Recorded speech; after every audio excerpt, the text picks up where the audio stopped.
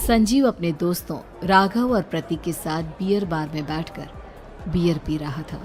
संजीव आज बहुत खुश लग रहा था। अरे यार, आज की पार्टी में तो मजा आ गया। तुम दोनों दोस्तों के साथ तो मेरी जिंदगी इतनी अच्छी है कि क्या बताऊं कितनी अच्छी है। अरे भाई, दोस्ती की है तो जीना मरना सब साथ में। हाँ अरे अरे यार सुनो, जल्दी से एक बियर और ऑर्डर करते हैं ना, एक आखिरी, और इसके बाद ये जश्न यहीं खत्म हो जाएगा। अरे हाँ हाँ, क्यों नहीं। वेटर, जल्दी से 2 बियर की बोतल लेकर आओ।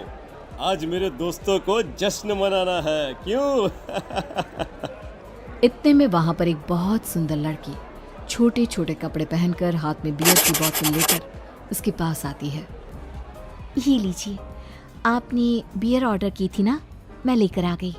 क्या बात है यार, इस बार की वेटर तो बड़ी सुंदर है। अब बियर लेकर आई हो तो अपने हाथों से ही पिला दो ना। हाँ हाँ, क्यों नहीं, जैसा आप बोलोगे मैं वैसा ही करूँगी। क्या बात है यार, अब तो लगता है रोज यहीं आना पड़ेगा। उसके बाद वो लड़की उन तीनों को बियर सर्व कर देती है। पार्टी करने के बाद वो तीनों अपने अपने घर जाते हैं। प्रतीक, संजीव और राघव को उनके घर छोड़कर जैसे ही अकेला अपनी कार में आकर बैठता है तो अचानक उसे एहसास होता है जैसे उसकी कार की पीछे वाली सीट पर कोई बैठा हुआ है। वो तुरंत पीछे मुड़कर देखता है। तुम यहाँ क्या कर रही हो? और तुम मेरी कार में कब आई? अरे तुम तो बार में वेटर थी ना। बस ऐसे ही मेरा दिल कर रहा था आपके साथ आपके घर चलने का, इसलिए मैं आपके साथ चली आई। अरे लेकिन तुम मेरी कार में आई कब? अभी कुछ देर पहले तो यहाँ पर मेरे दोस्त बैठे हुए थे। प्रतीक के इतना बोलते ही उस लड़के का चेहरा खतरनाक तरीके से बदल जाता है। उसकी आंखें पत्थर की तरह सफेद और पूरे शरीर पर नीली नीली नसें उभर आती है। गाड़ी चलाओ, पूरी स्पीड में चलाओ, और अगर तुमने गाड़ी रोकने की कोशिश भी की तो मुझसे बुरा कोई नहीं होगा। डर की वजह से प्रतीक के पसीने छूटने लगते हैं। उसका शरीर बुरी तरह से कांप रहा था। प्रतीक बिना कुछ सोचे समझे कार को फुल स्पीड से चलाना शुरू करता है। चलते चलते वो शहर से दूर एक पहाड़ी पर पहुंच जाता है और सामने अब सिर्फ पहाड़ी का किनारा दिख रहा है, जिसे देख प्रतीक घबराकर अचानक से कार को ब्रेक लगाता है।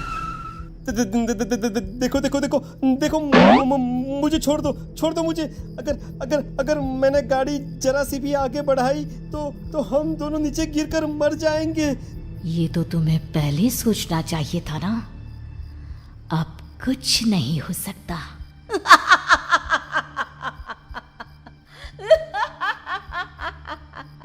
छोड़ दो मुझे। नहीं नहीं, प्लीज मुझे छोड़ दो। प्लीज प्लीज मुझे जाने दो, छोड़ दो मुझे। गाड़ी आगे बढ़ाओ। और तभी अचानक से बिना प्रतीक को स्टार्ट किए उनकी कार आगे बढ़ती है और गहरी खाई में गिर जाती है। उसके चीखने की आवाजें चारों तरफ सुनाई देती है।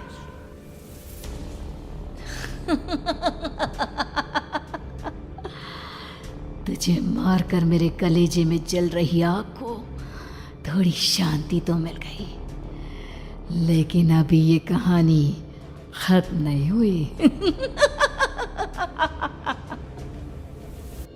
और फिर अगले दिन राघव और संजीव को पता चलता है कि प्रतीक की पहाड़ी से नीचे गिरकर मौत हो गई। अरे कल रात की तो बात है यार, हम सब बैठकर पार्टी कर रहे थे, लेकिन मेरी एक बात समझ में नहीं आ रही। राघव शहर से इतना बाहर उस पहाड़ी पर इतनी रात को क्या करने गया था? अरे यार, वही सोचकर तो मैं भी परेशान हूँ। हम दोनों को छोड़ने के बाद तो वो सीधा अपने घर जाने वाला था, और वो आत्महत्या क्यों करेगा भाई? कल रात तक वो कितना खुश था, हमारे साथ सेलिब्रेट कर रहा था। हाँ, लेकिन पुलिस ने तो यही कहा है कि प्रतीक ने अपनी कार को जानबूझकर पहाड़ी से नीचे गिरा दिया और आत्महत्या कर ली। अरे यार संजीव, मेरी तो कुछ भी समझ में नहीं आ रहा है। चल ठीक है, अब मैं अपने घर जाता हूँ। Okay, bye. राघव अपने घर में अकेला था। दोपहर का वक्त था। तभी दरवाजे की घंटी बजी। कौन है? अरे 1 मिनट रुको, अभी आता हूँ। राघव ने जैसे ही दरवाजा खोला उसने देखा कि सामने एक बहुत खूबसूरत लड़की खड़ी हुई है। कौन है आप और यहाँ किससे मिलने आई हैं? देखिए ना, बाहर बारिश शुरू हो गई थी, मेरी गाड़ी खराब हो गई है। आपका घर नजर आया तो सोचा कुछ हेल्प ले लेती हूँ। क्यों नहीं, आइए ना, आइए आइए। मेरे कपड़े पूरे भीग चुके हैं, क्या आपके पास टॉवल मिलेगा प्लीज? राघव अपने बाथरूम से एक टॉवल लाकर उस लड़की को देता है। थैंक यू सो मच, अब मैं चलती हूँ। अरे इतनी क्या जल्दी है? आप चाहे तो बारिश रुकने तक यहाँ पर रुक सकती हैं। हाँ। लड़की ने पलटकर राघव की तरफ देखा। नहीं, मुझे जाना होगा, मेरा काम बाकी है। और वो वहां से चली गई। उस लड़की के जाने के बाद राघव अपने बाथरूम में नहाने के लिए गया और जैसे ही उसने बाथरूम में देखा तो उसका टॉवल वहीं पर लटका हुआ था। उसने टॉवल हाथ में लिया तो देखा कि उसका पूरा टॉवल खून के धब्बों से सना हुआ है। अरे अरे ये क्या? ये टॉवेल तो मैंने उस लड़की को दे दिया था। ये वापस मेरे बाथरूम में कैसे आ गया? और ये खून के धब्बे कहाँ से आ गए? राघव ने आईने में देखा तो उसकी गर्दन पर एक बड़ा सा चाकू का कट लगा हुआ था जिससे खून बह रहा था, जिसे देख राघव के होश उड़ गए। हाँ, अरे ये क्या? मेरी गर्दन इतनी ज्यादा कटी हुई है और मुझे दर्द भी नहीं हो रहा है। ये क्या हो रहा है मेरे साथ? राघव घबराकर बाथरूम से बाहर आया और अपना मोबाइल उठाकर उसने संजीव को फोन लगाया। संजीव जल्दी से मेरे पास आ जाओ। मुझे लगता है कुछ बहुत बड़ी गड़बड़ है, जल्दी आ जाओ। उधर से आवाज आई, लेकिन वो आवाज संजीव की नहीं बल्कि एक लड़की की थी। कुछ अजीब नहीं हुआ है, बस तुम्हारी मौत तुमसे मिलने आई थी और तुम्हें मारा जाएगा। अब तुम इस दुनिया का हिस्सा नहीं हो राघव, इसलिए तुम्हें अपनी गर्दन के कटने का दर्द भी महसूस नहीं हो रहा। नहीं, ऐसा नहीं हो सकता, ऐसा नहीं हो सकता। कौन हो तुम? तुम्हारी मौत। अब संजीव के पास खबर पहुंचती है कि राघव ने अपने ही घर में चाकू से गर्दन काटकर आत्महत्या कर ली। ये सुनने के बाद संजीव के होश उड़ गए। वो पसीने से तरबतर हो गया और एक अनजाना डर अब उसके दिल को सताने लगा। संजीव के साथ ही उसका एक छोटा भाई राजीव भी रहा करता था। अपने भाई को इस तरह परेशान देखकर राजीव उसके पास आया। अरे भैया, क्या हुआ भैया? आप इतने घबराए हुए क्यों लग रहे हैं?